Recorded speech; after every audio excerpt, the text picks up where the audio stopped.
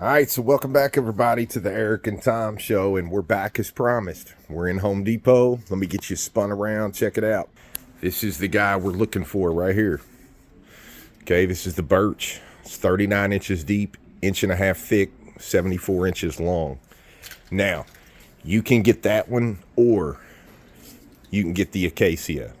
It doesn't matter. We're going to be covering them up anyway. So this is the one we selected. They're actually about the same price. This one's $389. So is the acacia. It's $389. So this is the one we're going with for her laundry room because we need the depth to be about 30 inches. So we got more than enough here to cut that off and have that. Okay, so there is that clip when we were in Home Depot, and here we are. We're going to get you spun around. We're going to show you. This is the exact, right there it is. Okay, still in the package. We have not even taken this out. So when you get this, it should be sealed up. Okay, you always want to look for the best one that's sealed and doesn't really have a whole lot of cuts or anything missing. So we're going to be taking this off right here in front of you. And look.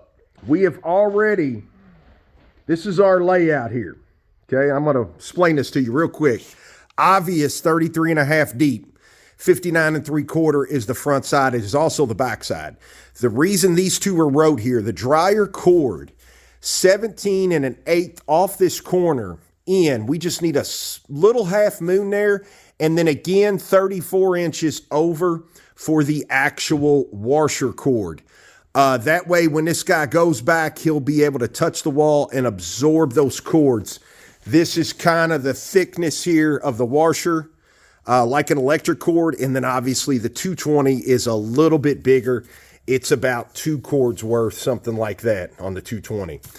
So that is our setup, our measurements. We're going to be pulling all this out of this guy right here. So we're going to start, first things first, we're going to get all this off. All this plastic off, because once this comes off the table, wood itself, everything is starting to breathe. Okay, we're outside. It's about 48, 49 degrees, but it's got a wind chill out here today. So it's not hugely cold, but it's not exactly, warm in the sun either. So the quicker we can get this step done and actually back in the correct elements and everything, it's just going to be the better for us. So we're going to take this apart, get everything laid out, get to cutting. We're going to show you everything along the way, bring you right back, and let's get started with everything. All right, so here we are. We're taking off all the plastic. So if you are getting ready to get into yours, your vanity, your countertop, your kitchen counter, anything. Anything like that. This is the easiest, best way to go about it. This is already 1.5 inches thick. We're going to get into the colors, the epoxy, and all that stuff here shortly. We're going to get into all that, walk you right through it. But this is definitely one of the easiest ways to go about doing a vanity or a kitchen countertop. No doubt. So, get all this stuff situated. And y'all be proud of me. 24 hours, about 15, 20 minutes ago. So since yesterday, no cigarettes. I've got a habit, of chewing on something. So I chew on a straw. So what do you all recommend? What helps you all? Anybody out there that has quit smoking? 24 hours to the good.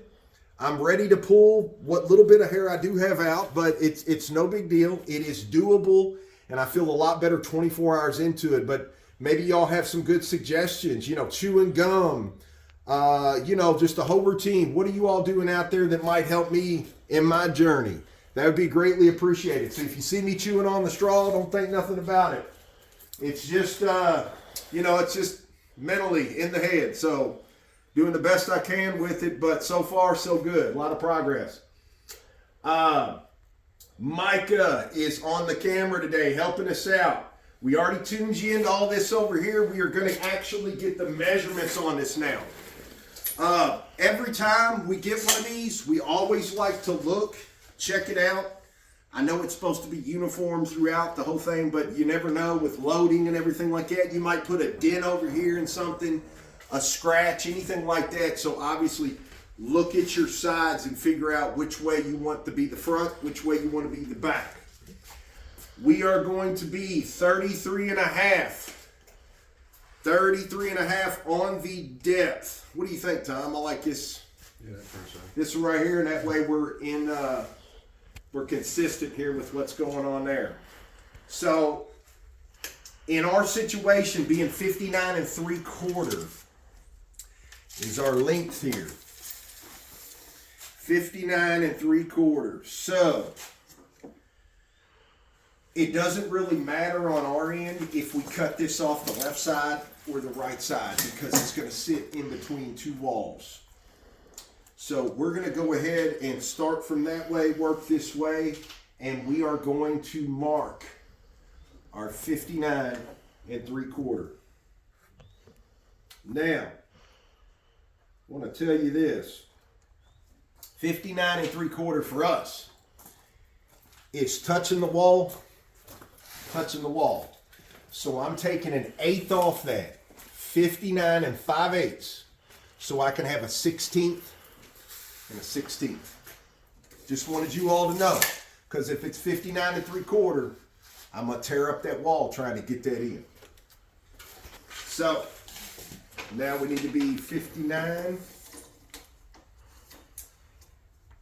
and instead of 3/4, we're gonna be the 5/8. We will take a line down through here, make our mark. The depth of it, we've already said. So if I'm inside my two lines here, I'm already gonna be 33 and a half. Then I'm gonna come down on this end, and I'm gonna mark another 33 and a half. Now, we're gonna straight line that, we're gonna straight line that, and then we will have the actual shape of our counter. We'll bring you right back and show you. Okay, so look, we're ready. And you know, one thing we like to do with the butcher block, I just want to show you so you know I'm not cheating. You know, we really want you to get this here at home. This is a brand new blade. It has no cuts on it, none. Just got this blade, just put it on here. What we like to do, if you can see, check it out. Get that cord out of the way here, but look. So we're about half the depth on that butcher block. We've got our guide set up here. When I set this down, it's going to take this line right out. We're going to cut through about half. We're going to drop the blade all the way down at that point and rip through it for a final. It's much easier. Don't try to cut this, even if you go up in teeth, 60, 80, any of that. It's just, it is one of the hardest, obviously, hardwoods there is. You don't want to start burning it, burning the edges, or it's so much heat and friction that it starts to make your blade walk a tad, anything like that. Easy peasy, cut half of it, rip through the rest of it. Here we go.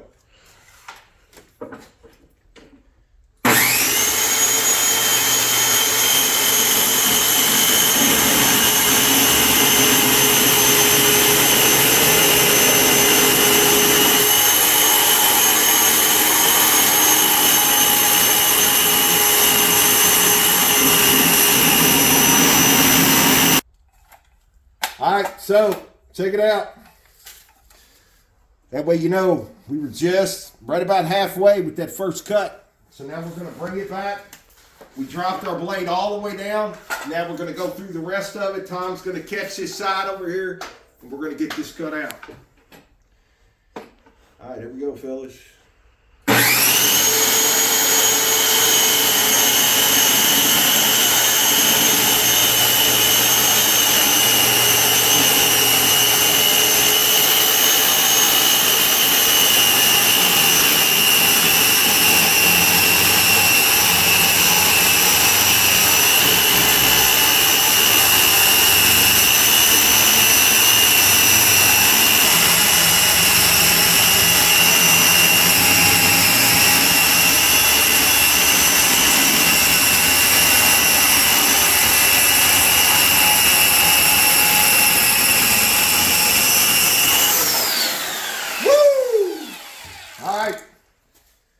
So we got the back half. There's our 33.5.